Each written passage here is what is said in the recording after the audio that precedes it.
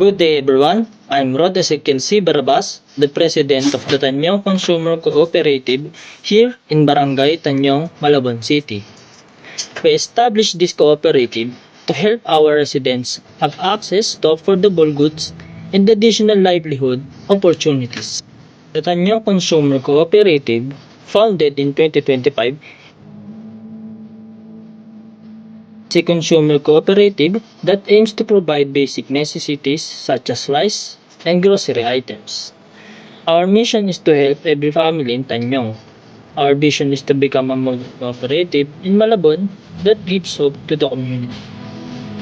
We aim to support the people of Barangay Tanyong by providing rice, canned goods like sardines, and clean water for the daily needs. We will also offer discounted groceries, a rice program, and member benefits. Through this, we can make life in our barangay easier and more affordable. So to all our fellow residents, we invite you to join the Tanyang Consumer Cooperative. Together, let us improve and uplift our community.